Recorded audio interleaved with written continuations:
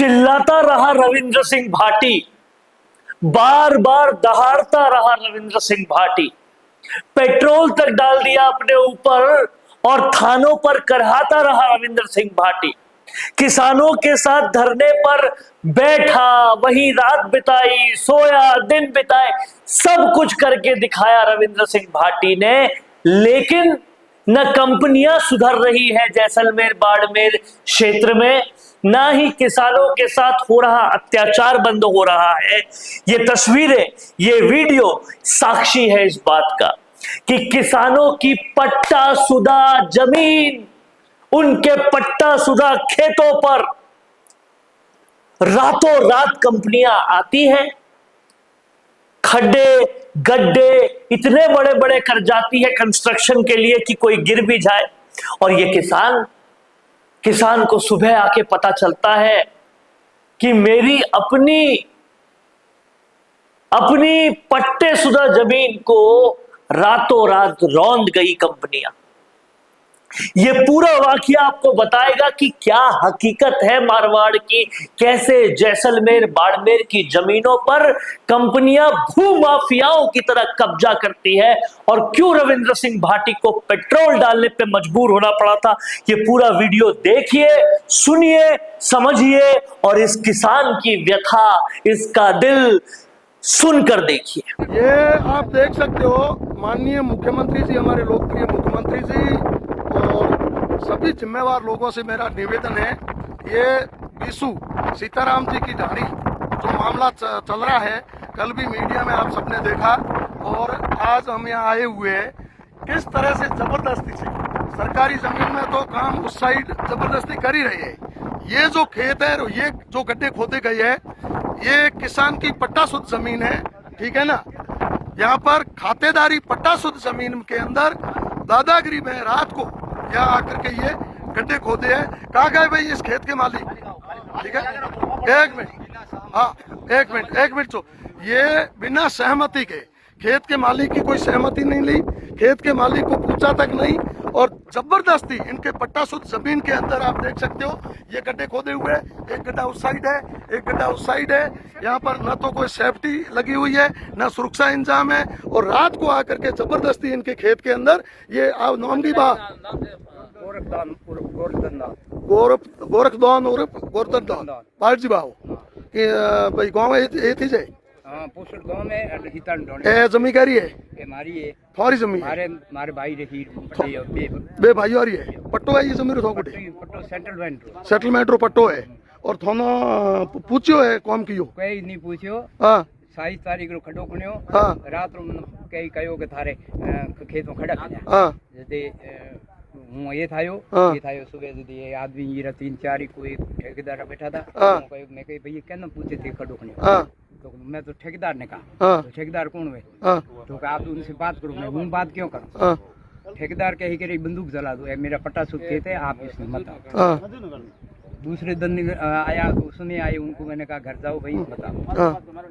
एक दिन मेरा भाई का बच्चा वो पुलिस थाने में जाके रिपोर्ट करके आया कि मेरा पट्टासुद खेत है, खाददारी खेत है और उसमें 4 खड्डे खड़े हैं किए हैं, उसकी जांच की जाए और उनके खिलाफ कार्रवाई की जाए। वो तो अभी तक आए नहीं है। और आज ठेकेदार के लोग 15-20 आए और आकर के मुझे आज यहाँ पुलिस साथ में थी, ये लोखंड यहाँ ला के काम करने शुरू किए, मैं आया लोखंड के एक साइड आओ, ये लोखंड ला के डाला है, ये लोखंड काम करने के बाद मैंने कहा भाई यहाँ क्या कर रहे हो, मैं बार बार कह रहा हूँ आपको कह रहा हूँ भाई आप मजदूर हो, आप अपन मेरे खेत में मत आओ।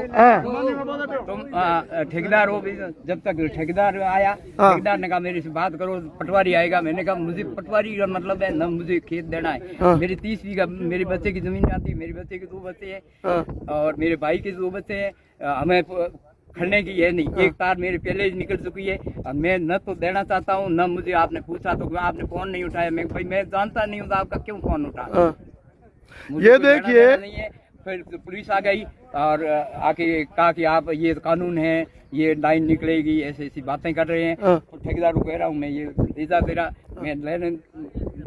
मैं दूंगा नहीं मेरी जमीन।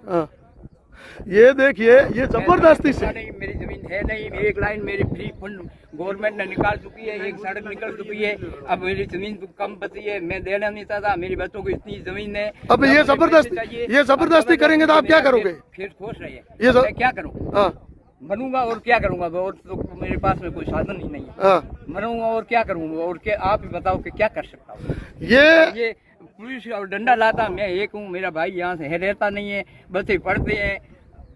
ये कंपनियों की दादागिरी है। आप देखिए, मैं आप सभी के माध्यम से आप सभी इस वीडियो को शेयर करके इन गरीब लोगों की पीड़ा को, इन किसानों की पीड़ा को ऊपर तक पहुंचाए। ये लोग ऊपर के अधिकारियों को झूठ बोल करके गुमराह करते हैं, ऊपर के हमारे माननीय मंत्रियों को, नेताओं को ये झूठ बोल करके गुमराह करते हैं, और यहाँ पर गरीबों ये देखिए, ये पहले इनके खेत से एक लाइन चल रही है, ये देख रहे हो आप, इनके खेत से पहले एक लाइन चल रही है, और अब जबरदस्ती इनको पूछा भी नहीं, जबरदस्ती इनके खेत में से लाइन निकाली जा रही है, जबकि किसान को पता नहीं, इनको पूछा तक नहीं, और दादागिरी से ये बेचारे बोलते हैं, कुछ मना करते हैं तो पुलिस ला करके इनको डराया धमकाया जाता है। और पट्टा शुद्ध जमीन में इतने दिन तो हम दूर बैठे बैठे सुनते थे कि जो वहाँ काम जो भी हो रहा है वो सरकारी जमीन में और भाई गोचर भूमि में हो रहा है,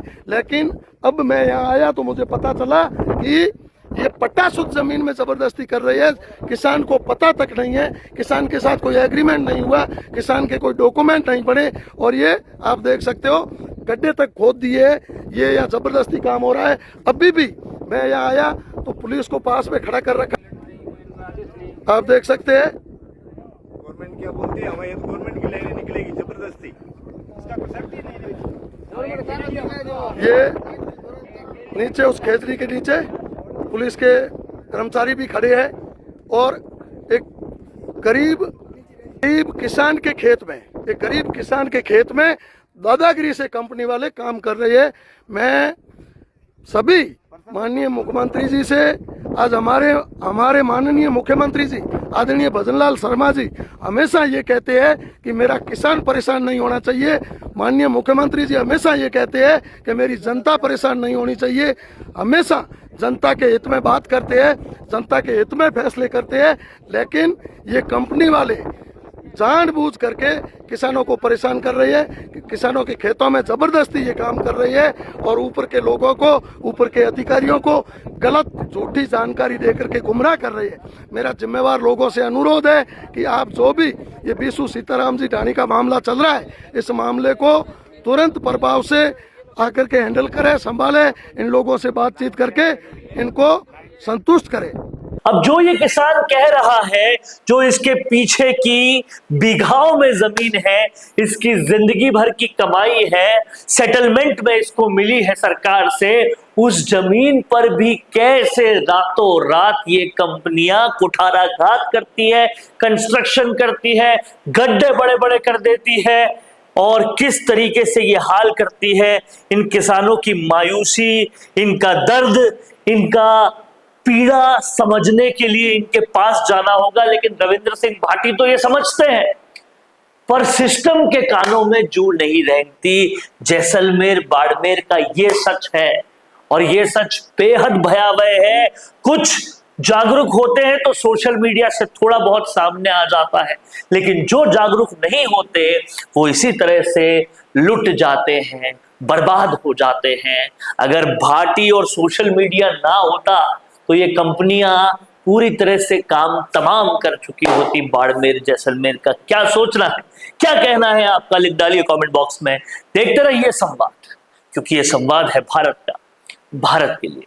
नमस्कार। वीडियो चाहिए बिजनेस प्रमोशन का या फिर पर्सनल ब्रांडिंग के लिए, तो अब आपको एक ही जगह मिलेंगे हाईटेक स्टूडियोज, प्रोफेशनल सेटअप और creative team, green screen and soundproof studio, perfect lighting और pro setup, podcast setup, ultra clear audio और multi camera angles, 75 inch touch panel, teaching और एक्सप्लेनर वीडियोस के लिए परफेक्ट। 10 से 15 साल experienced anchors और journalist जो आपके कंटेंट को देंगे प्रोफेशनल टच। राजस्थान का तीसरा सबसे बड़ा डिजिटल न्यूज चैनल आपकी ब्रांड को मिलेगा platform. 50 plus professional video models जो आपके प्रोजेक्ट को बनाएंगे ज़्यादा इंगेजिंग। हमने 5000 प्लस बिजनेस और ब्रांड्स को ग्रो करने में की है मदद। अब आपकी बारी।